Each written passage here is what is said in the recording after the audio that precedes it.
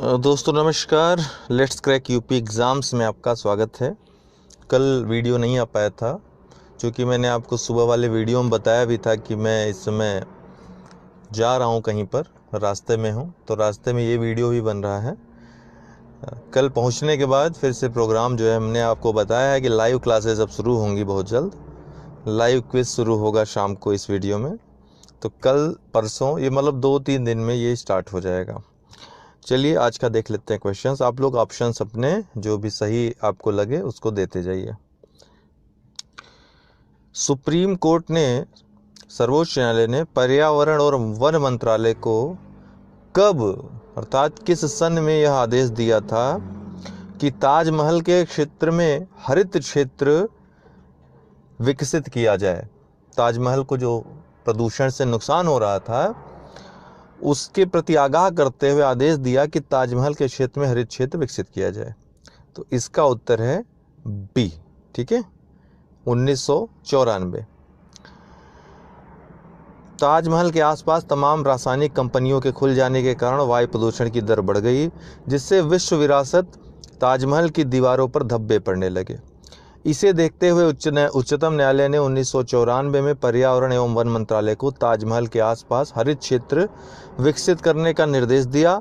उल्लेखनीय है कि मथुरा की तेल शोधनशालाओं से उत्सर्जित SO2 सल्फर डाइऑक्साइड से उत्पन्न अम्ल वर्षा, इसके अलावा नाइट्रोजन डाइऑक्साइड से भी अम्ल वर्षा होती है, ताजमहल के सौंदर्य को क्षति पहुंचा रही है। क्षरण हो रहा था ताजमहल की दीवारों पर, तो ताजमहल पर अम्ल वर्षा से जनित हानिकारक प्रभाव को रोकने के लिए भारत सरकार द्वारा ताज ट्रेपीजियम जोन विकसित किया गया है। इसके तहत स्मारक के चारों तरफ उत्सर्जन मानकों का कड़ाई से पालन किया जा रहा है। कई कंपनियां इसी क्रम में बंद भी हो गईं। कड़की प्रदूषण को समाप्त करने के लिए, ध्यान दीजिएगा, कड़की प्रदूषण की बात कर रहा है, को समाप्त कर जो अक्सर उद्योगों से, कारखानों से निकलता है, के लिए निम्न में से किस युक्ति का प्रयोग किया जाता है? Gravity settling chamber, cyclone collector, fabric filter. तो इन तीनों का ही प्रयोग किया जाता है। डी इसका उत्तर होगा। इन तीनों का प्रयोग किया जाता है। तीनों की अलग अलग क्षमताएं होती हैं। कड़की प्रदूषण को समाप्त करने के लिए gravity settling chamber, cyclone collector, fabric filter scrubber, pollute filter इत्यादि मशीनों को प्रयोग किया जाता है। कारखानों की चिमनियों से निस्सित धुएं तथा कालिख के साथ कड़कीय पदार्थों को अलग करने के लिए प्रयोग किए जाने वाले विशिष्ट फिल्टर को क्या कहते हैं? बैग फिल्टर कहते हैं। 50 माइक्रोमीटर से कम व्यास वाले कड़की पदार्थों को, ध्यान दीजिएगा, 50 माइक्रोमीटर से कम व्यास वाले कड़की पदार्थों को पृथक करने के लिए बैग फिल्टर का प्रयोग किया जाता है। जबकि 50 माइक्रोमीटर से जो बड़े आकार वाले कड़की पदार्थ हैं उनको फिल्टर करने के लिए साइक्लोन सेपरेटर या साइक्लोन कलेक्टर तथा वेट स्क्रबर नामक उपकरणों का प्रयोग किया जाता है। तो 50 माइक्रोन से कम रहेगा तो बैग फिल्टर, 50 माइक्रोन से जो अलग, माइक्रोमीटर से अलग जो या ऊपर जो कण रहेंगे उनके लिए साइक्लोन कलेक्टर या साइक्लोन सेपरेटर और वेट स्क्रबर।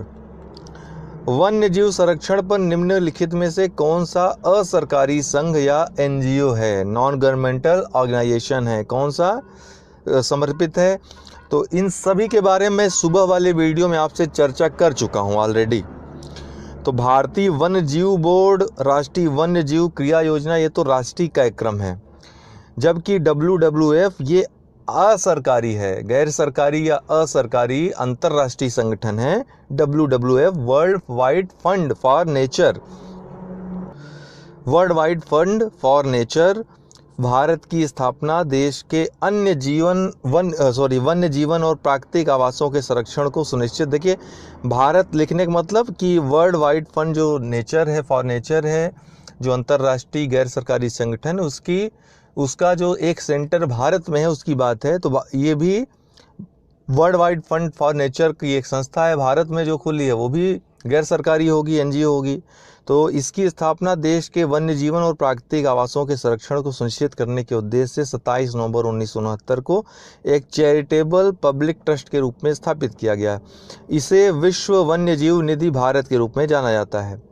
जबकि वर्ल्ड वाइड लाइफ फंड एक अंतर सरकारी संस्था है जिसको कि अब world wide fund for nature कहा जाता है। पहले इसका नाम वर्ल्ड वाइल्ड लाइफ फंड नाम था इसका, जिसकी स्थापना वर्ष 1961 में हुई। इसका प्रतीक चिन्ह जो है ज्वाइंट पांडा है। श्वेत फेफड़ा कैंसर ये किससे होता है? एस्बेस्टस से, पेपर से, टेक्सटाइल से या फिर सिलिका से? आपका उत्तर मिल गया है। तो टेक्सटाइल से जो उत्तर अर्थात सी जिन्होंने ऑप्शन सही लिखा होगा उनका राइट है। जिसने सबसे पहले लिखा, चूँकि ये रिकॉर्डेड वीडियो है, लाइव नहीं है, इसलिए मैं नहीं देख पा रहा हूँ, तो आप लोग स्वयं देख लीजिए किसने सबसे पहले उत्तर दिया। टेक्सटाइल से, श्वेत फेफड़ा कैंसर। टेक्सटाइल कंपनियों में रुई के छोटे छोटे तंतु मजदूरों के फेफड़ों में चले जाते हैं जिससे कैंसर होता है। इसी को श्वेत फेफड़ा कैंसर कहते हैं। जल संग्रहण के संबंध में वहाँ की क्षेत्रीय भाषानुसार कौन सा युग सुमेलित नहीं है? तो जल संग्रहण, राजस्थान में जो जल संग्रहण होता है उसको खादिन बोलते हैं, बिल्कुल सही है। बिहार में आहार बोलते हैं। ये एक बार मैं बता चुका हूँ, एक क्रैश कोर्स मैंने चलाया था आरओ के लिए, 2017 वाले आरओ के लिए, उसमें मैंने बताया था सारे जितने भी राज्य हैं कहाँ क्या किस किस नाम से जाना जाता है। कर्नाटक में कादी, ये गलत है, कादी ये पंजाब में दोस्तों कहा जाता है, और तमिलनाडु में एरिस, ये सही है। तो सी वाला जिन्होंने ऑप्शन सही किया होगा वो सही है। राजस्थान में खादिन, बिहार में आहार, पंजाब में कांदी या शाहपुर कांदी, तमिलनाडु में एरिस, तो सी सुमेलित नहीं है। समुद्र का कितना प्रतिशत, देखिए ध्यान दीजिएगा, ये पृथ्वी के समस्त जल की बात नहीं कर रहा है, ये कह रहा है समुद्र का कितना प्रतिशत जल पीने योग्य है। तो समुद्र का जो जल पीने योग्य है वो है कितना है? 0.65%। बहुत लोग 0% मार देंगे, 0.65%। ठीक, सी इसका उत्तर है। समुद्र का 0.65% जल लगभग पीने योग्य है। पृथ्वी के 71% भाग पर जलीय पारिस्थितिकी तंत्र का विस्तार है, अर्थात जल पाया जाता है। पृथ्वी पर विद्यमान जल मंडल का लगभग 96.5% भाग समुद्री जल है। अन्य जैसे बर्फ में, बर्फ के रूप में या अन्य रूपों में पाया जाता है नदी जल स्रोतों में। सागरों में क्षारकता अधिक होने की वजह से पानी पीने योग्य नहीं होता है। समुद्र के पानी को खारेपन से, देखिए क्षारकता के स्थान पे यहाँ लवणता की बात करें तो ज़्यादा सही, लवणता अधिक होती है इसलिए पानी पीने योग्य नहीं होता है। समुद्र के पानी को खारेपन से मुक्त करने की प्रक्रिया को डीसैलिनेशन कहते हैं। पूछा गया है ये डीसैलिनेशन, अर्थात लवण और खारेपन से मुक्त शुद्ध पानी। समुद्र के पानी को डीसैलिनेट करने का सबसे प्रभावशाली तकनीक जो है रिवर्स ओस्मोसिस है, आरओ है। ठीक है। BOD 5 अच्छा प्रश्न है। BOD 5 क्या है? तो biochemical oxygen demand in 5 hours, biochemical oxygen demand in 5 days, in 5 months, in 5 minutes. BOD 5, BOD का मतलब जानते हैं, बायोकेमिकल ऑक्सीजन डिमांड। ठीक है, जिसको जितना अधिक आप अगर किसी व्यक्ति का मुंह तकिए से दबा दें तो उसको ऑक्सीजन की ज़्यादा डिमांड होगी, है ना। तो यही होता है जलाशय के साथ, तालाबों के साथ, उसमें जितना ज़्यादा प्रदूषण होगा उसको ऑक्सीजन की उतनी ही डिमांड होगी। तो जिसकी डिमांड ज़्यादा होगी इसका मतलब इसको दबाया गया है, यहाँ प्रदूषण ज़्यादा है। तो BOD जितना ज़्यादा होता है जल का, उतना ही ज़्यादा उसको ऑक्सीजन की आवश्यकता है। इसका मतलब है कि इंसानों ने उसको दबा दिया है, अर्थात प्रदूषण से ढक दिया है, प्रदूषण से दबा दिया है। तो BOD 5 क्या है? Biochemical oxygen demand in 5 days. B इसका उत्तर होगा। तो जिन्होंने बी किया होगा उनका सही है। एक मानक है ये जो जल प्रदूषण मापने की मुख्य इकाई है। कार्बनिक एवं अकार्बनिक अपशिष्ट अपघटित होने के लिए जल निकायों में घुलनशील ऑक्सीजन का उपयोग करते हैं, जिससे जल में घुलनशील ऑक्सीजन की मात्रा घट जाती है। जब ऑक्सीजन की मात्रा घट जाती है तो उसकी मांग बढ़ जाएगी। BOD का अधिक होना जल के संक्रमित होने को दर्शाता है, हमने आपको बताया जो। अतः ऑक्सीजन की मांग का बढ़ते अपशिष्ट की मात्रा से सीधा संबंध होता है। इस मांग को जैव रासायनिक ऑक्सीजन डिमांड कहते हैं, अर्थात भैया हमको बहुत ज़्यादा ऑक्सीजन डिमांड है, हम बीमार हैं।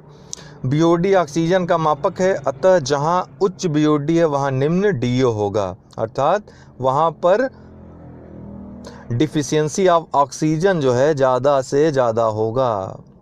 ठीक, तो BOD जितना ज़्यादा होगा अर्थात वहाँ पर डिमांड है ऑक्सीजन की बहुत ज़्यादा, अर्थात जब डिमांड बहुत ज़्यादा है तो इसका मतलब डिफिशियंसी ऑफ ऑक्सीजन बहुत।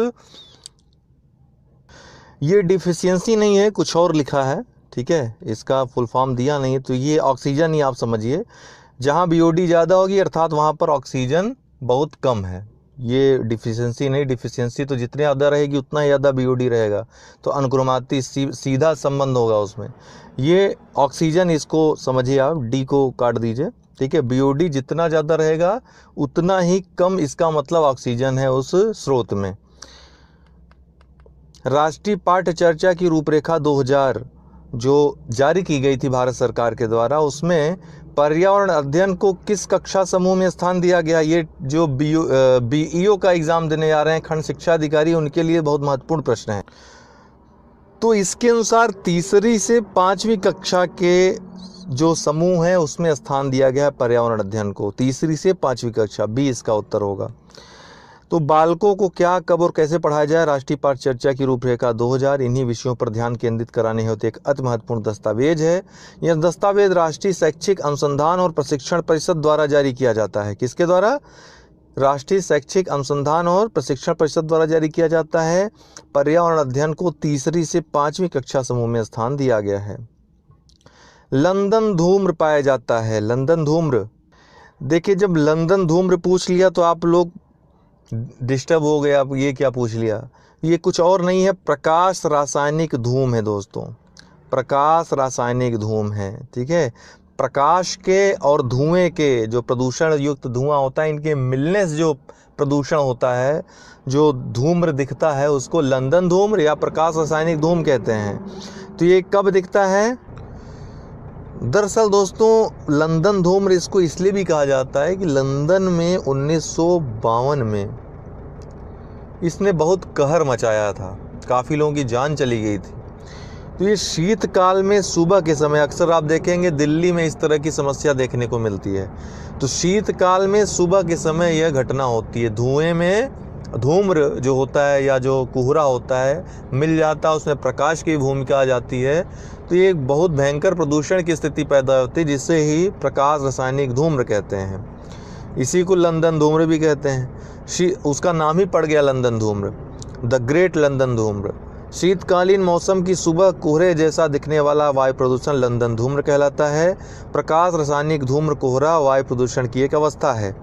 गाड़ियों और औद्योगिक कारखानों से निकले धुएं में उपस्थित नाइट्रोजन ऑक्साइड, नाइट्रोजन डाइऑक्साइड गैसें सूर्य के प्रकाश से हाइड्रोकार्बन के साथ अभिक्रिया करके कई सारे द्वितीयक प्रदूषकों को जन्म देती हैं। हमने आपको बताया था एक वीडियो में, प्राथमिक प्रदूषक द्वितीयक प्रदूषक स्रोतों के अनुसार विभाजित होते हैं।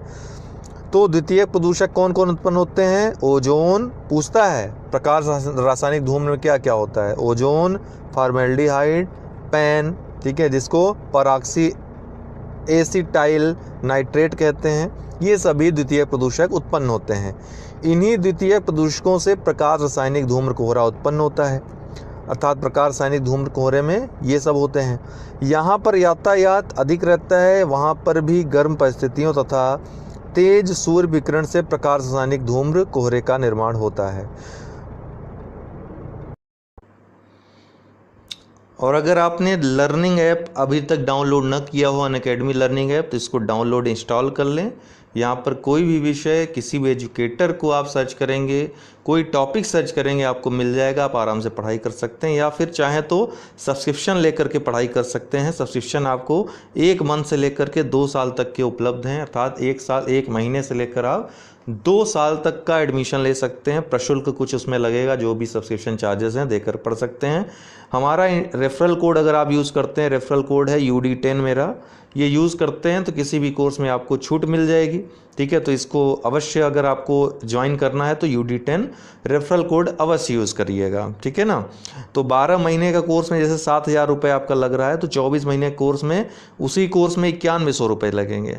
तो आपका 2 वर्ष का जो फ़ी रहेगी वो कम पड़ रही है, तो आप चाहें तो 2 साल के लिए सब्सक्रिप्शन ले सकते हैं, पढ़ सकते हैं आराम से, तब तक आपका सिलेक्शन भी हो जाएगा कहीं ना कहीं। ठीक है, तो UD10 आप याद रखिएगा रेफरल कोड। तो दोस्तों आज के लिए इतना ही, बहुत बहुत धन्यवाद। दोस्तों नमस्कार, लेट्स क्रैक यूपी एग्ज़ाम्स में आपका स्वागत है।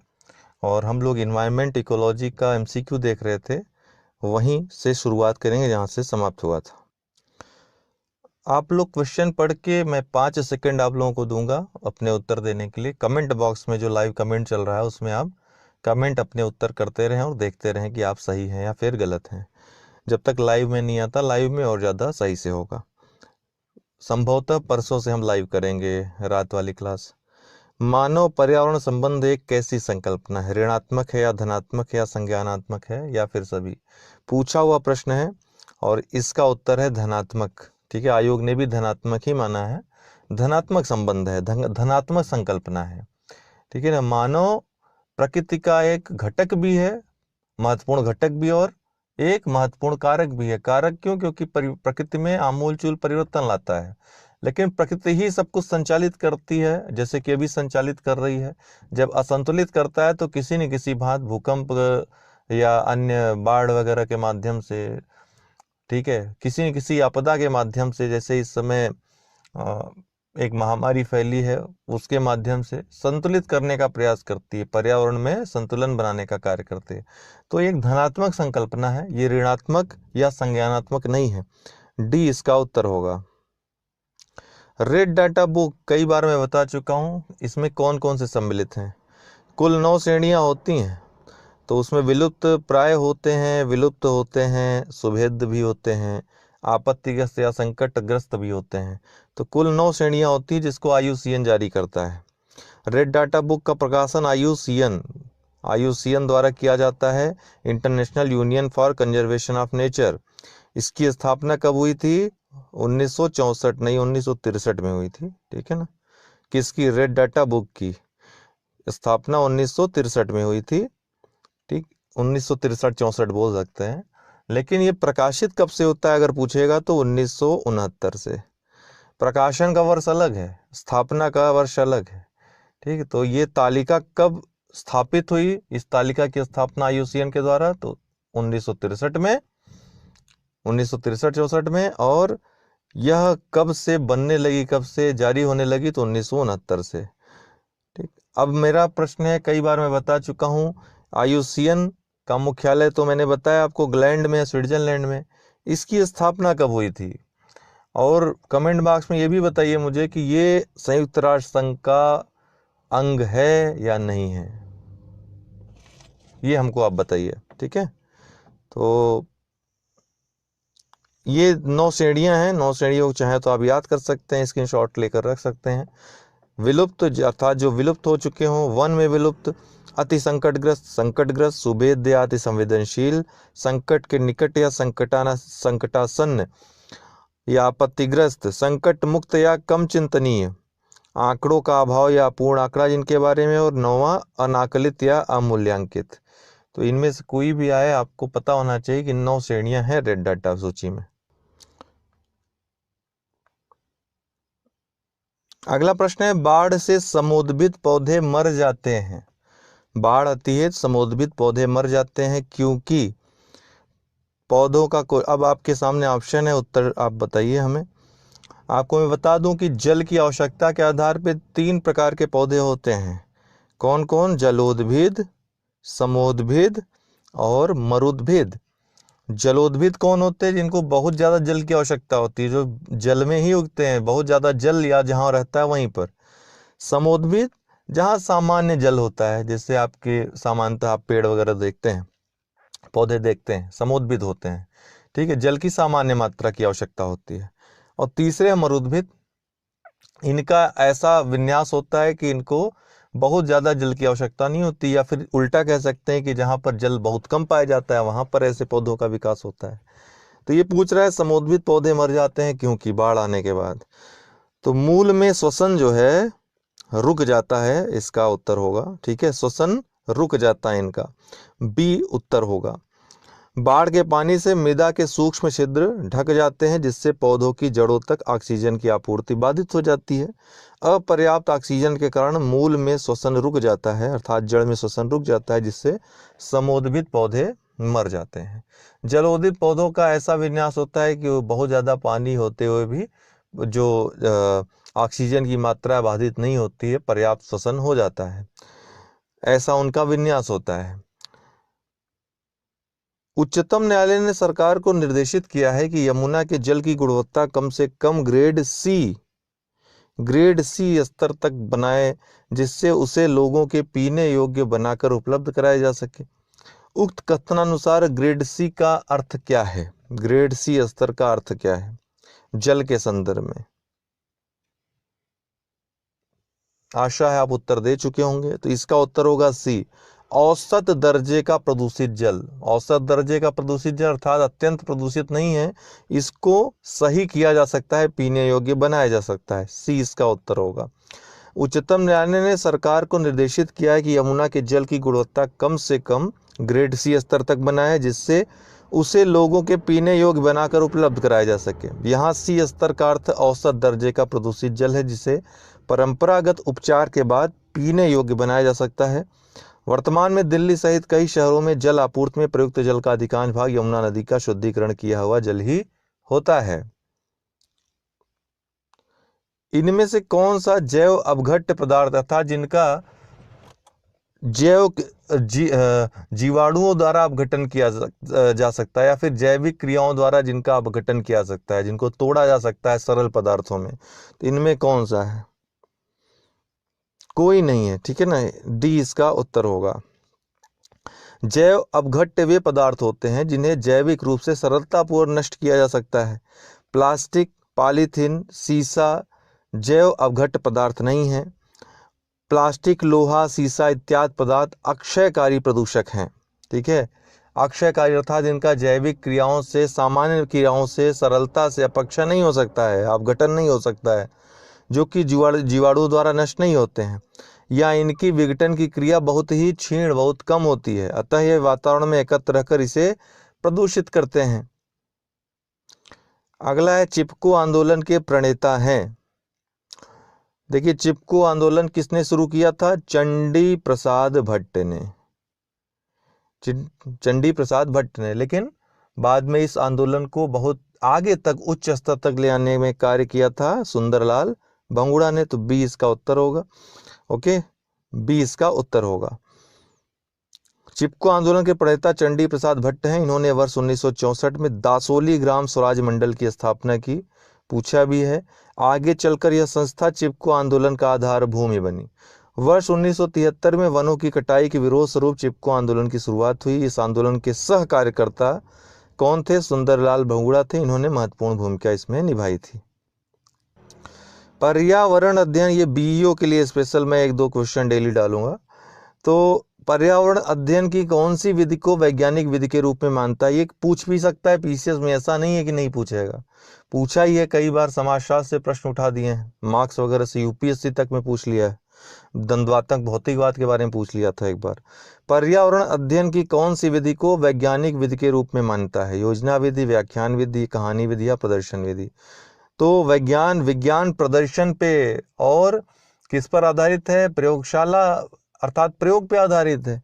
तो प्रदर्शन विधि वैज्ञानिक विधि है, तो ये प्रदर्शन विधि इसका उत्तर हो जाएगा। थोड़ा सा आप लॉजिक लगाएंगे तो उत्तर तक पहुंच जाएंगे, भले ही आपको प्रश्न मालूम ना हो। विज्ञान में क्या होता है? अवलोकन होता है, निरीक्षण होता है, परीक्षण होता है, और क्या होता है? प्रयोग होता है। तो यहाँ पर प्रदर्शन विधि सबसे एक्यूरेट आपको लगेगा अगर आप विज्ञान के बारे में जानेंगे तो। प्रदर्शन विधि पर्यावरण अध्ययन की वैज्ञानिक विधि प्रयोग प्रदर्शन विधि है। प्राथमिक स्तर के बालकों को भौतिक एवं जैविक पर्यावरण अध्ययन विषय के पाठों के अंतर्गत आए प्रयोग प्रदर्शन को स्वयं करके बच्चों को दिखाना है। देखिए, आपको एक बात बताऊं मैं, क्विज का महत्व यही है कि आपको क्वेश्चन को टैकल करने का तरीका आ जाएगा। पढ़ता हर कोई है, अगर मैं चाहूँ तो आपको दुनिया भर की किताबें ठीक है, दुनिया भर की जितनी किताबें हैं, पीडीएफ इतने ज़्यादा हैं इस समय नेट पे, कुछ करने की आवश्यकता नहीं, सब एकदम फोटो खींचा हुआ। भले ही कोई इसमें नाम लिख दिया हो, आप कहें तो मैं आपको उपलब्ध करा सकता, लेकिन वो निरर्थक है, आप उसको पढ़ नहीं पाओगे। अरे सामने किताब रखी रहती है आपकी मेज पे, आपके रैक में, वो तो पढ़ नहीं पाते हैं। संभव है कि आप कभी पीडीएफ पढ़ पाए पूरे?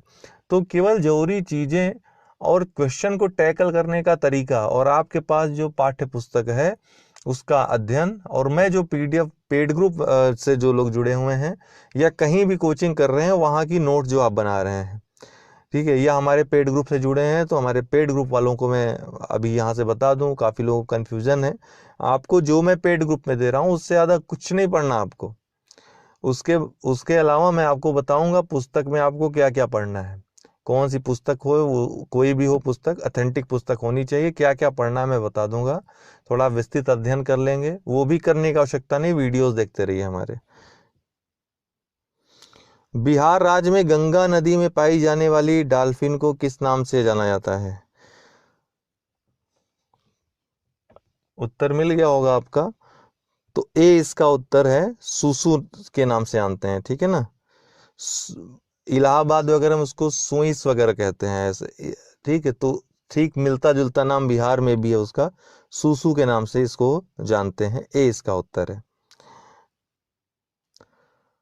कौन सा टाइगर स्टेट के नाम से जाना जाता है? अब देखिए ये बहुत कंफ्यूजिंग क्वेश्चन है, देखने में तो सरल है लेकिन कंफ्यूजिंग इसलिए है क्योंकि अक्सर आप बंगाल टाइगर सुनते होंगे, तो तुरंत आपके माइंड एक एक देखिए यहाँ पे दो दिमाग काम करेगा। एक कि अरे मध्य प्रदेश, जिनको ये मालूम होगा कि मध्य प्रदेश में सबसे ज़्यादा बाघ हैं, तो वो कहेंगे अरे अब मध्य प्रदेश होना चाहिए क्योंकि यहाँ बाघ सबसे ज़्यादा है, टाइगर सबसे ज़्यादा है। दूसरे को लगेगा पश्चिम बंगाल होना चाहिए क्योंकि बंगाल टाइगर बोलते हैं, बंगाल टाइगर फेमस है। अब यहीं पर आप उलझ जाएंगे, प्रश्न गलत होने की संभावना हो जाएगी। इसलिए हमेशा क्लियर कट रही है, टाइगर स्टेट के रूप में मध्य प्रदेश जाना जाता है। हालांकि अब कर्नाटक मध्य प्रदेश को कड़ी टक्कर दे रहा है और बहुत जल्द इसका तमगा कर्नाटक छीन लेगा। बाघ परियोजना भारत सरकार ने 1973 में शुरू की थी, ठीक है ना। उसके बाद से अब तक 50 से अधिक जो बाघ अभ्यारण्य हैं वो बनाए जा चुके हैं भारत में। निम्नलिखित में से कौन सा रामसर घोषणा की सूची में नम क्षेत्र नहीं है? तो सबसे पहले तो आपको पता होना चाहिए है कहाँ ये। वूलर झील जम्मू कश्मीर में प्रसिद्ध है ही। रुद्रसागर झील ये त्रिपुरा में है। केवलादेव राष्ट्रीय उद्यान, केवलादेव घाना भी इसको बोलते हैं, ये कहाँ है? राजस्थान में है।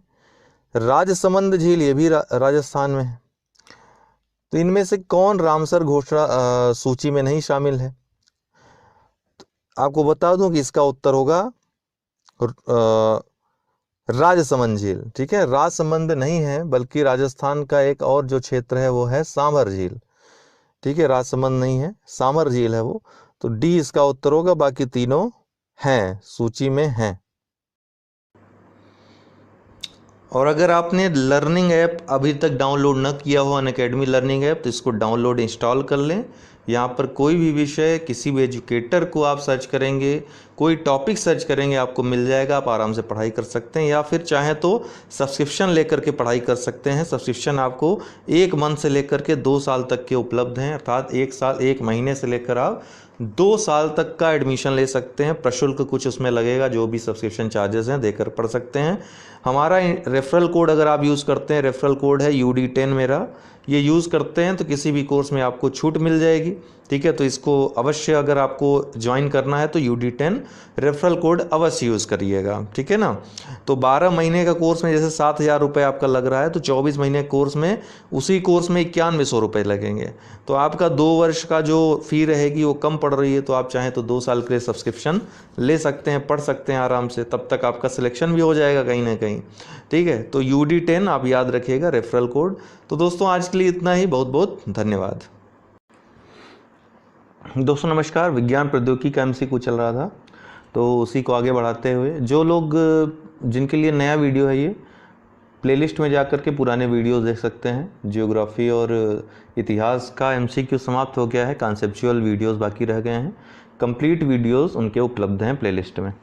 ठीक है, तो विज्ञान प्रौद्योगिकी स्टार्ट कर रहे हैं। माचिस की तीलियां बनाने हेतु प्रयोग में लाया जाता है। देखिए, हम एक बात आपको बता देना चाहते हैं कि विज्ञान प्रौद्योगिकी से जो प्रश्न आते हैं सभी के लिए बनाए जाते हैं, क्योंकि उनको पता होता है बनाने वाले को कि ये आर्ट्स का स्टूडेंट है, इसके लिए साइंस के गूढ़ प्रश्नों को हल करना मुश्किल है, इसलिए बहुत ही साधारण, बहुत सिंपल और सतही प्रश्न पूछते हैं। हमेशा आप देखेंगे साइंस से बहुत सतही प्रश्न, जो व्यवहारिक प्रश्न होने चाहिए वही बनते हैं, बहुत ज़्यादा गहराई से प्रश्न नहीं पूछे जाते हैं।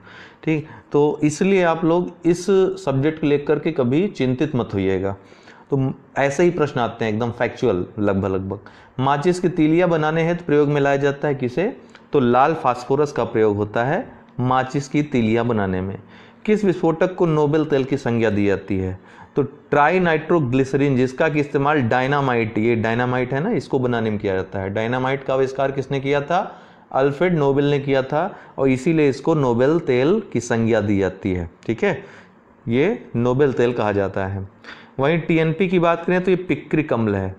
गंभीर जो युद्ध होते हैं विस्फोटकों में इसका इस्तेमाल होता है। हालांकि सबसे ज़्यादा विस्फोटकों का युद्ध में जो इस्तेमाल है और ये ऐसी आक्रामक क्रियाओं में जो इस्तेमाल होता है टीएनटी का होता है, ट्राई नाइट्रोटॉल्यूएन का होता है।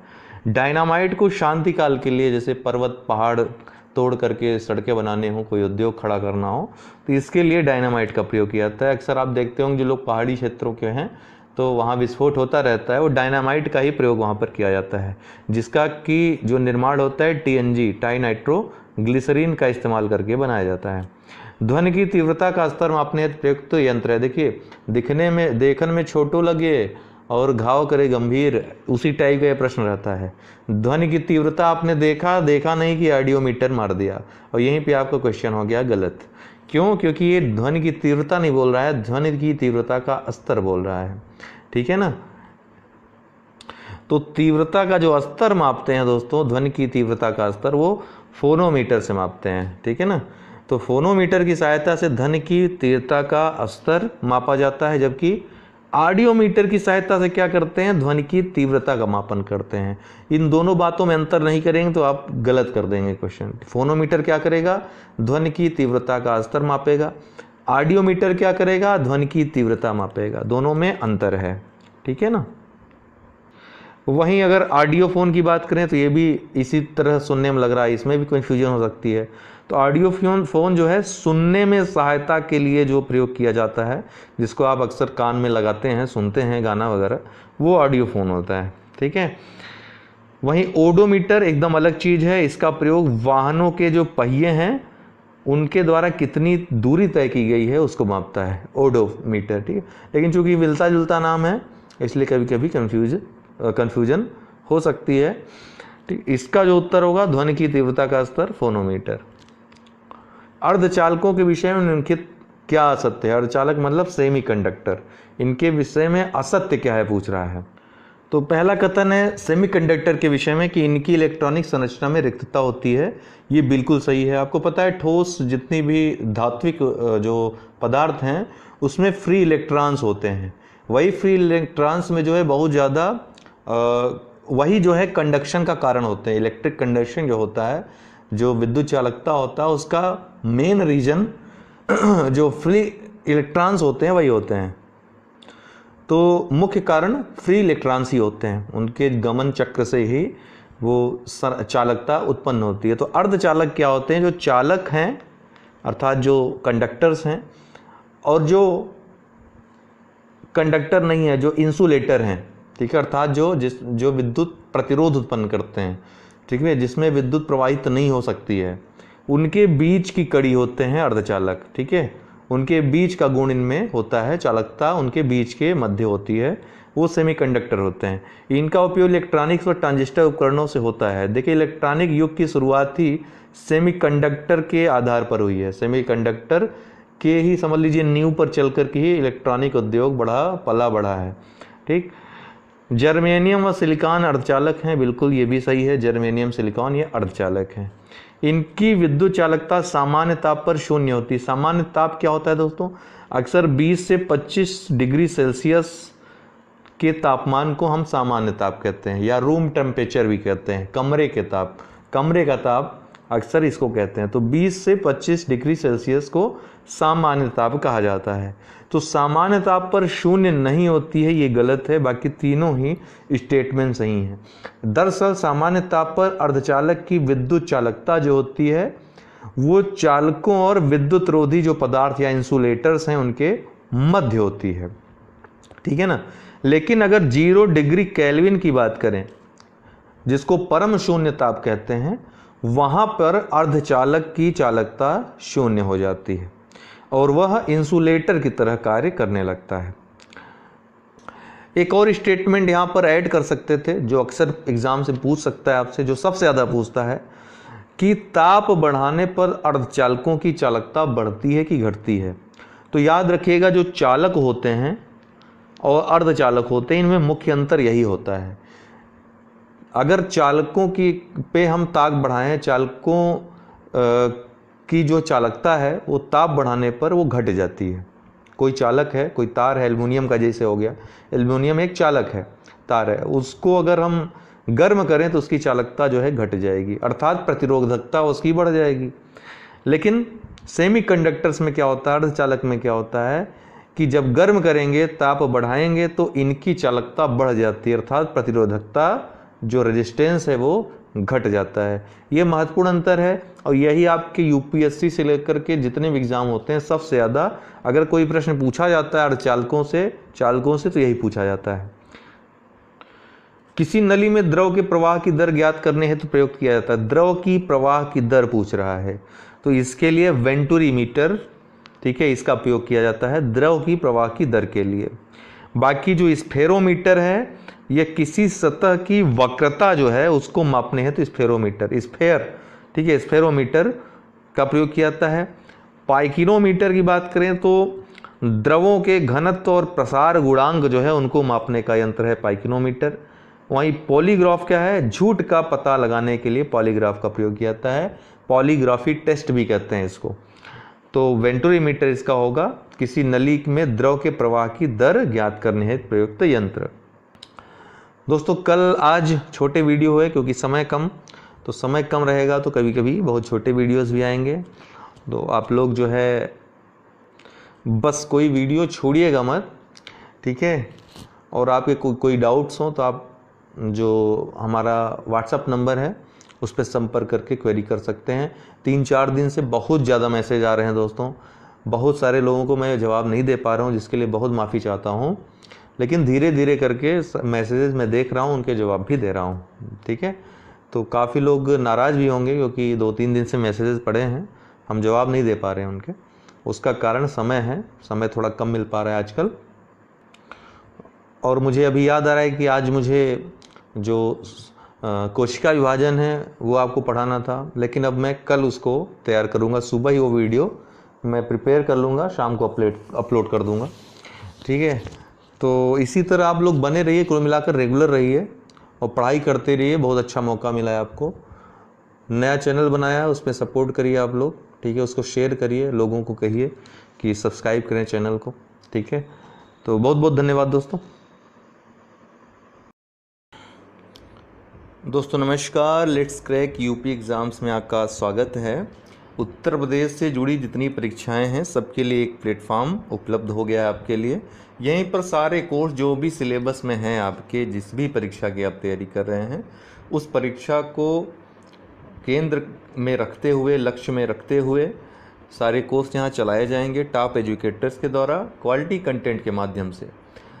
अभी लॉकडाउन की वजह से मैं भी लाइव क्लासेस नहीं ले पा रहा हूँ क्योंकि इक्विपमेंट्स मेरे सब दूसरी जगह पड़े हुए हैं और स्टूडियो में क्लासेस नहीं आ पा रही हैं, लेकिन बहुत जल्द वो शुरू हो जाएंगी, बहुत जल्द उसकी व्यवस्था हो जाएगी, आपको बहुत अच्छा और कुछ देखने को मिलेगा। दूसरी बात है कि अब हमारा MCQ जो रुका हुआ था विज्ञान प्रौद्योगिकी का, आज से वो स्टार्ट करेंगे। 4-5 दिन अव्यवस्था हो गई थोड़ी सी, लेकिन आज से फिर से स्टार्ट करेंगे। तो प्लेलिस्ट में सारे वीडियोज़ हैं पहले वाले, वो आप देख लीजिए अगर नहीं देखा हो तो, और आज से फिर से उसके आगे बढ़ेंगे, ओके। उसके पहले हम भूगोल इतिहास का MCQ देख चुके हैं, उसके कॉन्सेप्ट क्वेश्चंस बाकी हैं, ठीक है। फुल वीडियोस आ चुकी हैं उसके पहले की। यदि कोई और समस्या उत्पन्न होती है तो आप हमको अवश्य बताएं, उसको भी हम सॉल्व करने का प्रयास करेंगे। P300 परीक्षण के संदर्भ में निम्न कथनों में कौन सा सही है या है। अब ऐसे प्रश्नों में क्या होता है कि आप P300 देखते हैं, अगर आता है तो सही है, आगे बढ़ते हैं, क्वेश्चन पढ़ते हैं, अगर नहीं आता है तो आप फिर या तो इस क्वेश्चन को छोड़ देते हैं, जो समझदार लोग हैं। दूसरे टाइप के लोग क्या हैं कि क्यों छोड़ें, इसको लगा ही देते हैं टिक, ठीक है। तीसरे टाइप के लोग जो है P300 नहीं जानते लेकिन लॉजिक का प्रयोग करते हैं। लॉजिक क्या है, यहाँ पर पढ़ते हैं। इसके अंतर्गत किसी व्यक्ति के दोषी अथवा निर्दोष होने की जांच की जाती है। और दूसरा है स्टेटमेंट, इस प्रक्रिया में कुछ प्रश्नों के प्रतिक्रिया स्वरूप उत्पन्न ध्वनियों तथा तस्वीरों का निरीक्षण किया जाता है। अब भले आपने P300 नहीं पढ़ा है, लेकिन अगर आपने ब्रेन मैपिंग पढ़ी है, ब्रेन मैपिंग टेस्ट होता है, अगर वो पढ़ा है आपने, तो दोनों स्टेटमेंट उसी के बारे में है और दोनों ही उसके बारे में सही है। लेकिन यहाँ पर टर्म क्या यूज हुआ है, P300। तो क्या P300 को ही ब्रेन मैपिंग कहते हैं? उस समय जो लॉजिकल बंदा होगा वो सोचेगा। अब यहाँ पर भी वो दो कार्य करेगा, रिस्क लेगा, क्वेश्चन में टिक करे, क्योंकि ये दोनों ब्रेन मैपिंग के बारे में बात कर रहा है, दोनों स्टेटमेंट सही हैं, लेकिन ब्रेन मैपिंग के बारे में सही है। यहाँ P300 है, वो रिस्क ले लेगा कि चलो P300 ये हो सकता है ब्रेन मैपिंग हो, भले ही उसने ये न पढ़ा हो। दूसरा बंदा क्या होगा कि वो छोड़ देगा क्वेश्चन को, रिस्क बिल्कुल नहीं लेगा। अब आपको मैं ये क्वेश्चन इसलिए डिस्कस कर रहा हूँ यहाँ पे, क्योंकि आपको जब भी कोई टर्म पढ़ना है, जैसे ब्रेन मैपिंग के बारे में पढ़ना है, तो उसके बारे में ये भी पढ़ना है क्या इसको कुछ और भी, इस परीक्षण को कुछ और भी कहा जाता है। अगर आप नहीं पढ़ते हैं तो इसी तरह आप धोखा खा जाएंगे। तो बिल्कुल P300 परीक्षण को ही ब्रेन मैपिंग कहते हैं, या ब्रेन मैपिंग को ही P300 परीक्षण कहते हैं। इसमें दोषी अथवा निर्दोष होने की जांच, अर्थात कि कोई व्यक्ति दोषी है या निर्दोष है, इसकी जांच कुछ तस्वीर और ध्वनियों के प्रति उसकी क्या प्रतिक्रिया होती है उसका निरीक्षण किया जाता है, और इसको निरीक्षण करने के बाद तय किया जाता है कि यह दोषी है अथवा निर्दोष है। इसी को ब्रेन मैपिंग टेस्ट या P300 क्यों कहते हैं? P300 तरंगे जो हैं निकलती हैं ऐसे समय जब ये टेस्ट हो रहा होता है। एक सेंसर, एक मशीन मस्तिष्क में लगाई जाती है जिसके ऊपर ये टेस्ट किया जाता है। उसके मस्तिष्क से ये P300 तरंगे निकलती हैं और इसी का अंकन किया जाता है। और ये तरंगे तभी उत्पन्न होती हैं जब व्यक्ति उन ध्वनियों तथा तस्वीरों को पहचाने, ठीक, तभी ये उत्पन्न होंगी, नहीं तो नहीं होंगी। तो इस परीक्षण में कोई प्रश्न नहीं पूछा जाता है, बल्कि केवल तस्वीरें दिखाई जाती हैं, ध्वनियाँ सुनाई जाती हैं और देखा जाता है कि उसकी प्रतिक्रिया क्या हुई। तो ब्रेन मैपिंग या P300 परीक्षण, ये इसका भारत में पहला केंद्र जो है बेंगलोर की फॉरेंसिक विज्ञान प्रयोगशाला में पहला जो है इसका केंद्र बनाया गया है।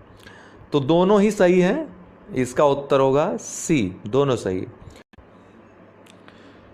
अगला है प्रकाशिक तंतु संचार के विषय में सही नहीं है। तो प्रकाशिक तंतु संचार, इसको इंग्लिश में आप ऑप्टिकल फाइबर नेटवर्क कहेंगे। ऑप्टिकल फाइबर नेटवर्क के विषय में क्या सही नहीं है? पहला है, कई बार यह प्रश्न पूछा गया है, डायरेक्ट पूछ जाता है, किस सिद्धांत पर आधारित है? तो यह पूर्ण आंतरिक परावर्तन सिद्धांत पर आधारित है, टोटल इंटरनल रिफ्लेक्शन के सिद्धांत पर आधारित है, बिल्कुल सही है। टोटल इंटरनल रिफ्लेक्शन क्या होता है कि प्रकाश जिस कोण से गिरता है किसी माध्यम से, सघन से विरल में आएगा और किसी एक निश्चित कोण पर गिरेगा, इसी कोण से, इसी दिशा से, अर्थात यही कोण बनाते हुए वापस आ जाएगा, अर्थात पर अपवर्तन नहीं होगा। टोटल इंटरनल रिफ्लेक्शन, प्रकाश का पूर्णतः परावर्तन हो जाएगा, ठीक है, इसी को पूर्ण आंतरिक परावर्तन कहते हैं। तो इसमें चूंकि अपवर्तन होता नहीं है तो इसलिए ऊर्जा उपभोग जो है न्यूनतम होता है, ठीक है, सबसे कम ऊर्जा जो है इसमें उपभोग में आती है, तो ये भी सही है। तीसरा है प्रकाशिक तंतु संचार रेडियो आवृत्ति अवरोध से मुक्त होता है, ये भी बिल्कुल सही है, इसीलिए इसका उपयोग बढ़ रहा है, ठीक है ना। टेलीफोन संचार हो या अन्य संचार हो, उसमें प्रकाशिक तंतु ऑप्टिकल फाइबर नेटवर्क बढ़ रहा है। और यहाँ पर वाईफाई वगैरह इसीलिए बहुत ज़्यादा तेज चलते हैं, क्योंकि उसमें रेडियो आवृत्ति का अवरोध बहुत कम या नगण्य होता है, मुक्त होता है एक प्रकार से। दूसरा है प्रकाशिक तंतु संचार तंत्र में ऊर्जा उपभोग भी न्यूनतम होता है। फिर है भारत में प्रकाशिक तंतु का निर्माण रिलायंस करता है, ये गलत है। सन 2000 से इसका निर्माण शुरू हुआ और स्टारलाइट एक कंपनी है वो इसका निर्माण करती है। कौन? स्टारलाइट, ठीक है, स्टारलाइट समूह है, उसने इसका निर्माण प्रारंभ किया, न कि रिलायंस। तो ये डी इसका गलत है, बाकी सब सही है। अगला है सही सुमेलित नहीं है। तो ये प्रतिरोध का मात्रक जो है ओम होता है, बिल्कुल सही। रेजिस्टेंस का ओम मात्रक होता है। विभवांतर पोटेंशियल डिफरेंस, इसका कूलाम नहीं होता है दोस्तों, इसका वोल्ट होता है मात्रक। कूलाम जो है विद्युत आवेश का, ठीक है ना, आवेश का मात्रक होता है कूलाम। विशिष्ट चालकता का मात्रक ओम इनवर्स होता है, बिल्कुल सही है। और विशिष्ट प्रतिरोध का मात्रक ओम मीटर होता है, ठीक है। विशिष्ट प्रतिरोध का मात्रक ओम मीटर, ये भी सही है। विभवांतर वाला गलत है, विभवांतर का मात्रक वोल्ट होता है, न कि कूलाम। कूलाम ये आवेश का मात्रक है। अब यहाँ पे निम्नलिखित में से कौन सा ग्रह पानी में डाल देने पर तैरने लगेगा? तो ऐसे तो कोई ग्रह आप पानी में डाल नहीं सकते, इतने सक्षम तो है नहीं। लेकिन मान लीजिए, मानने में तो कुछ नहीं आता है, मानने को पूरे ब्रह्मांड को अपने हाथ में ले सकते हैं, आप भगवान बन सकते हैं। तो यहाँ पर कौन सा ऐसा ग्रह है जो पानी में डाल देने पर तैरने लगेगा? देखिए, साइंस का एक बहुत ही सरल नियम है कि जो भारी तरल होगा, दो तरल अगर हैं या एक तरल है और एक ठोस है, तो घनत्व अगर उस ठोस का तरल से अधिक रहेगा तो वो ठोस तरल में डूब जाएगी, और इस ठोस का अगर घनत्व तरल से कम है तो वस्तु तैरेगी। तो यहीं पर यहाँ पे यूज़ करना है। तो शनि एकमात्र ऐसा ग्रह है दोस्तों जो कि पानी से हल्का होता है, अर्थात पानी से इसका घनत्व कम होता है। तो इसको जब पानी में डाल देंगे आप, इस ग्रह को मान लीजिए छोटे छोटे लड्डू के आकार के बन गए, तो शनि ग्रह को अगर डालेंगे पानी में तो ये तैरेगा, बाकी सभी डूब जाएंगे, बाकी सबका घनत्व अधिक होता है। तो शनि ग्रह का घनत्व है दोस्तों 0.70 ग्राम प्रति घन सेंटीमीटर मात्र होता है। और जितने भी ग्रह हैं उनके घनत्व की तुलना में सबसे कम घनत्व अगर किसी का है तो शनि ग्रह का है, इसीलिए यह पानी में तैरेगा। इसके वायुमंडल में मुख्यतः हाइड्रोजन, हीलियम, अमोनिया, मीथेन आदि गैस पाए जाते हैं। तो इसका उत्तर क्या हो जाएगा? सी इसका उत्तर हो जाएगा। पानी में पड़ी, आप लोग कमेंट बॉक्स में अपने जो डाउट्स हैं वो पूछते रहिएगा, ताकि मैं नेक्स्ट डे उन डाउट्स को, चूँकि लाइव होता तो देख करके आपके उत्तर तुरंत दे देता, अभी लाइव हूँ नहीं, ये तो रिकॉर्डेड वीडियो आता है, तो अभी आपके उत्तर मैं अगले वीडियो में ही दे पाऊँगा। पानी में पड़ी हुई परखनली के चमकीले दिखने का कारण, देखिए अब दो प्रश्न मैं ऐसे लाया हूँ आपके लिए अगले, जिससे आपको परावर्तन अपवर्तन की घटनाओं संबंधी जो प्रश्न आते हैं वो हमेशा के लिए क्लियर हो जाएंगे। तो पानी में पड़ी, देखिए दो चीज़ें याद रखिएगा, यही मैं बता दूं, चमकीला दिखना तो परावर्तन, टेढ़ा मेढ़ा दिखना, ठीक है, या अपने मूल स्वरूप से अलग दिखाई पड़ना, वह अपवर्तन हो जाएगा।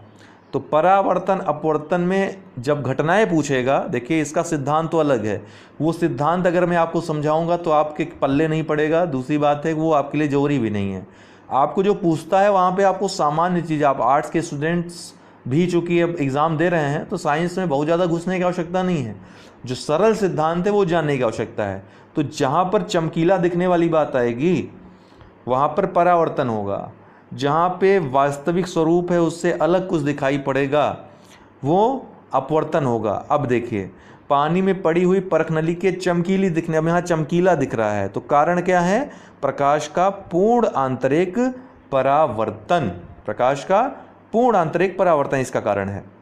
जैसा कि मैंने आपको बताया कि प्रकाश जब सघन माध्यम से, सघन माध्यम मतलब वैसे आपको कांच से वायु में जाए, सघन है कांच और वायु जो है विरल है कांच से, तो सघन से विरल में जब जाएगा तो सघन माध्यम में आपतन का कोण का जो मान होगा, जिस आपतन कोण मतलब जिस कोण से ये किरण गिर रही है, ठीक है, जब क्रांतिक कोण से अधिक हो जाएगा, एक क्रांतिक कोण होता है, ठीक है, प्रत्येक माध्यम का एक क्रांतिक कोण होता है, उस क्रांतिक कोण से यदि अधिक हो जाएगा तो प्रकाश जो है सघन माध्यम के पृष्ठ से, जो सघन माध्यम का पृष्ठ है जहाँ पर वो गिर रही है, आपतित हो रही है, उससे परावर्तित होकर सघन माध्यम में पुनः वापस हो जाएगी।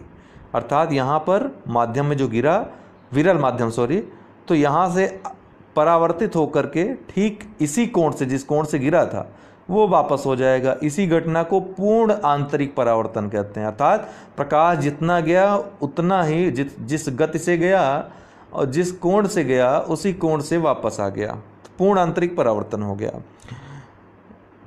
अगर आंशिक की बात करें, आंशिक क्या होगा, तो थोड़ा कुछ वापस चला जाए और कुछ अपवर्तित हो जाए।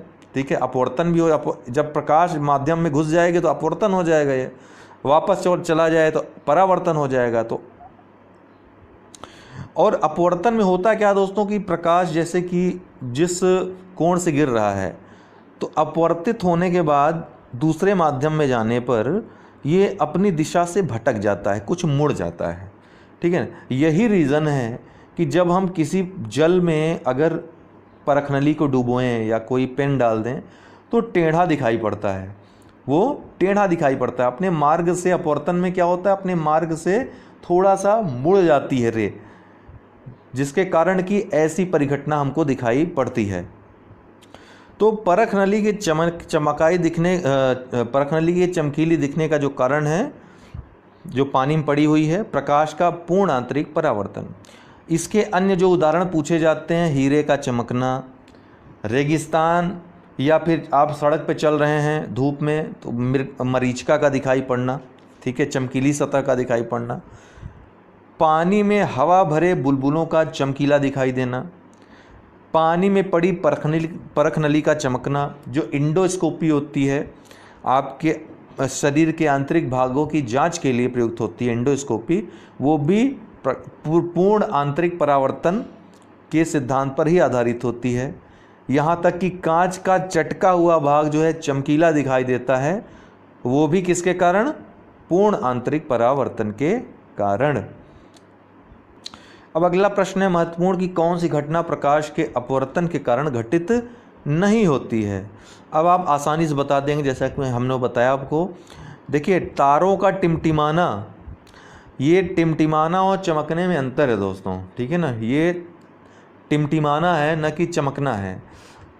तो तारों का टिमटिमाना, द्रव में अंशतः डूबी छड़ का टेढ़ा दिखना, सूर्योदय के समय क्षितिज पर सूर्य का दिखना, कांच का चटका हुआ भाग चमकीला दिखाई देना, तो ये चमकीला जहाँ पर आ जाएगा वो परावर्तन हो जाएगा।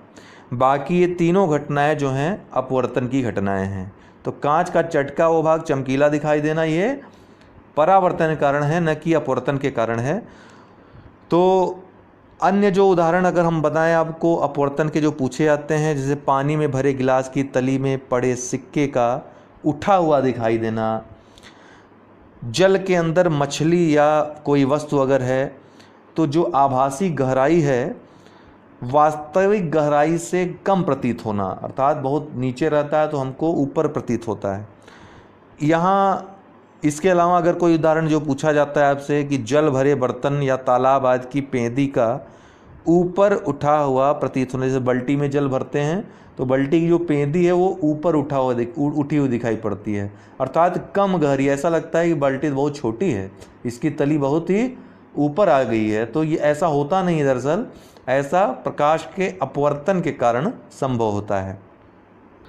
तो आपको हमने बताया एक चीज़ कि एक चमकना होगा वो परावर्तन के कारण, और कोई जो वस्तु है वास्तविक स्वरूप से थोड़ा सा अलग आभासी स्वरूप जो दिखाई देगा, वो ऐसी जो प्रक्रिया आपको दिखाई पड़ेगी वो अपवर्तन के कारण होती है।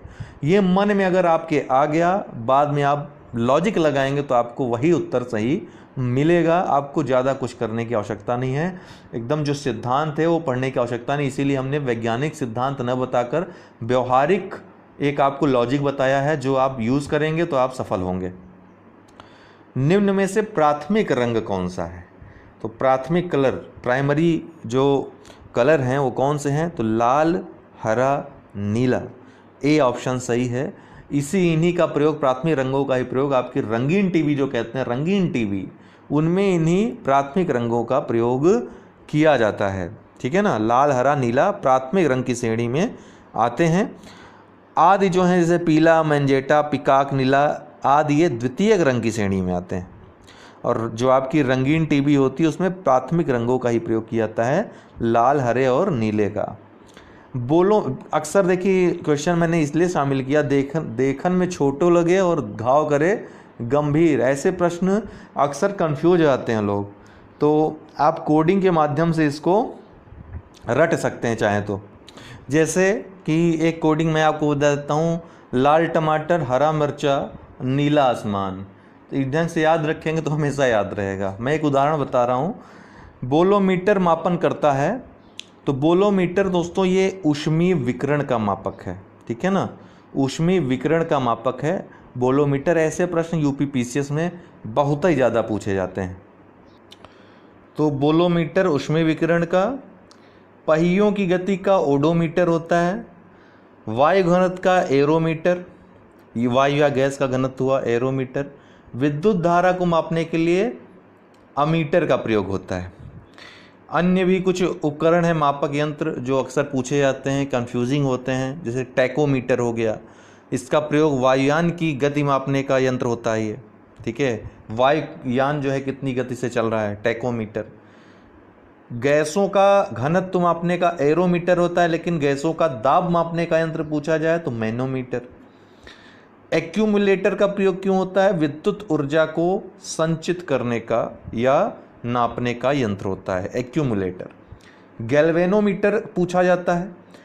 देखिए विद्युत धारा को मापने का यंत्र होता है अमीटर, लेकिन विद्युत धारा की प्रबलता मापने का यंत्र होता है गैल्वेनोमीटर।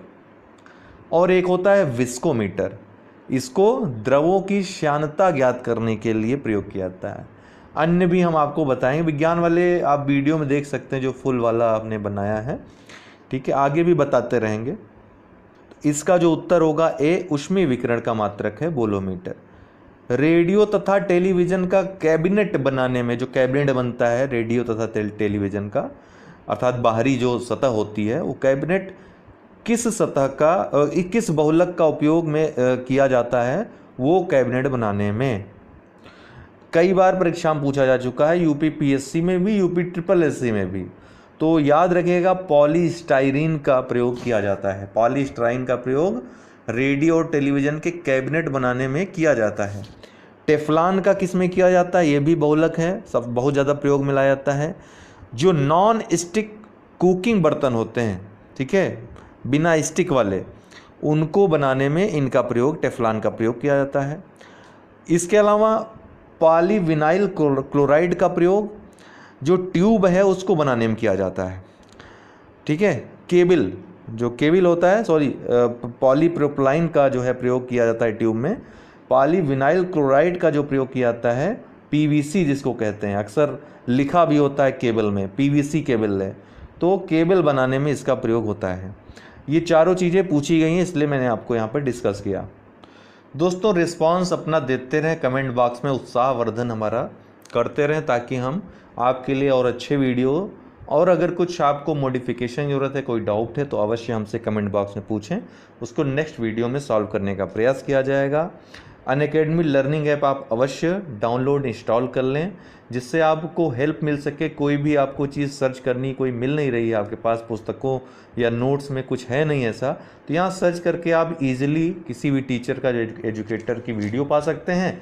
और सब्सक्रिप्शन अगर कर लेते हैं, ठीक है, सब्सक्रिप्शन है विभिन्न कोर्सेज़ का, जैसे यूपी पीएससी, यूपी पीसीएस के लिए कोई कोर्स, लेखपाल के लिए कोई आपको कोर्स ज्वाइन करना है, तो पूरा सब कुछ, उसका पूरा सिलेबस की पढ़ाई आपको घर बैठे आराम से ऑनलाइन, ठीक है, लाइव क्लासेस मिलेंगी डाउट क्लियरिंग सेशन के साथ। 1 वर्ष या 2 वर्ष का आपके पास रहेगा, कि या तो 1 वर्ष के लिए, 2 वर्ष के लिए, 1 महीने, 2 महीने, जितने महीने आप पढ़ाई करना चाहते हैं उतने महीने के सब्सक्रिप्शन चार्ज दे करके पढ़ाई कर सकते हैं।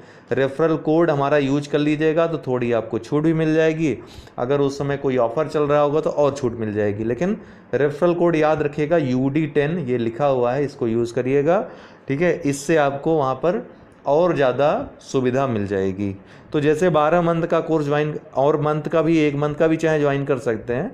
12 मंथ का ज्वाइन करते हैं तो काफ़ी ये आपको ठीक ठाक दाम में पड़ जाता है, जैसे 7000 पड़ता है। 24 मंथ के लिए आपको ज्वाइन करना है कोई कोर्स तो मात्र 9100 में पड़ता है। तो मेरी सलाह है कि आप अगर कोर्स ज्वाइन ही करना है 1 ईयर के लिए, तो उससे बढ़िया है 2 ईयर के लिए ज्वाइन कर लें। 2 साल आराम से पढ़ाई हो जाएगी, उतने में आप सफल भी हो जाएंगे। आपकी क्लासेस भी चलती रहेंगी, नोट्स और डाउट क्लियर होता रहेगा आपका। दूसरी बात है कि अगर आप रेफरल कोड यूज करते हैं तो ये और भी आपको सस्ते में पड़ जाती है। तो दोस्तों ये अनअकैडमी प्लान्स है जो हमको बताने होते हैं और आपको सुविधाजनक होंगे, क्योंकि हमने भी इसको ट्राई किया है, हमको ये सब दिखाया गया है, तभी हम आपको बोल रहे हैं। ठीक है, और कोई शिकायत हो और कोई क्वेरी हो तो आप बताते रहें, कोई जानकारी चाहिए हो कमेंट बॉक्स में बताते रहें। बहुत बहुत धन्यवाद, ढेर सारी शुभकामनाएं आपको। जय हिंद, जय भारत। दोस्तों आपको बताना चाहता हूं कि अनअकैडमी लर्निंग ऐप पर आप प्लस कोर्सेज सब्सक्रिप्शन ले सकते हैं। चाहे आप यूपी पीएससी की तैयारी की किसी भी एग्ज़ाम की तैयारी कर रहे हो, खंड शिक्षा अधिकारी, आरओ, यूपी पीसीएस या यूपी ट्रिपल में लेखपाल या फिर अन्य जो वैकेंसीज़ आती हैं ग्रुप सी की, सब इंस्पेक्टर यूपीएसआई की तैयारी, मतलब कोई भी तैयारी आप उत्तर प्रदेश की कर रहे हैं या फिर यूपीएससी करना चाहते हैं, बीपीएससी करना चाहते हैं, एमपीपीएससी करना चाहते हैं, राजस्थान भी, मतलब कुछ भी आप यहाँ पे एनडीए करना चाहते हैं, जो भी आप A to Z कोर्स करना चाहते हो, सब्सक्रिप्शन यहाँ पर ले सकते हो। यहाँ पर सब्सक्रिप्शन का आपको दिया रहेगा प्लस सब्सक्रिप्शन, जैसे UP PSC, UP triple SC का सब्सक्रिप्शन लेना हुआ तो वहाँ पर जितना भी है आपको सब्सक्रिप्शन चार्जेस हैं वहाँ पर लिखे मिल जाएंगे। कंटिन्यू करने पे आपको यहाँ पर रेफरल कोड डालने के लिए आएगा और रेफरल कोड में आपको UD10 यूज़ करना है। आप 1 साल या 2 साल या जितनी मंथ की आप लेना चाहते हो ले सकते हो, सब्सक्रिप्शन आपके ऊपर है। उतने समय के लिए वो मतलब वो जैसे आप UP PSC, UP triple SC subscription ले रहे हैं तो ये आपकी सीट रिज़र्व हो जाती है। कोई भी क्लास, लाइव क्लास आई हुई या फिर आने वाली, वो आप ले सकते हैं। सबसे बढ़िया फ़ायदा यहाँ होता है कि एक टाइम लिमिट में, एक टाइम पीरियड में, निश्चित टाइम पीरियड में कोई सब्जेक्ट समाप्त होता है और आप कोई भी सब्जेक्ट पढ़ सकते हैं, ऑप्शनल हो या फिर जीएस के सब्जेक्ट हो, प्री मेंस सब कर सकते हैं। Quiz, test, doubt clearing session आप ले सकते हो किसी भी समय, ठीक है ना। तो ये आप चाहें तो ले सकते हैं। UD10 ये रेफरल कोड यूज़ करना मत भूलिएगा, क्योंकि तब आपको 10% डिस्काउंट मिल जाएगा, छूट मिल जाएगी आपको जो मूल्य रहेगा उसमें भी। और 1 वर्ष 2 वर्ष के आप सब्सक्रिप्शन चार्जेस अगर देखें तो 2 वर्ष का सब्सक्रिप्शन चार्ज लेना आपके लिए बहुत ही सही पड़ रहा है, सस्ता पड़ रहा है। तो आप जब भी लीजिए 2 वर्ष का लीजिए, मेरा ये सजेशन आपके लिए रहेगा। तो जो लोग ले चुके हैं ऑलरेडी वो हमको 9453775039 पे संपर्क कर लें, ठीक है। हम आपको इसके बारे में कोई भी अगर डाउट होता है तो हम आपको बताएंगे।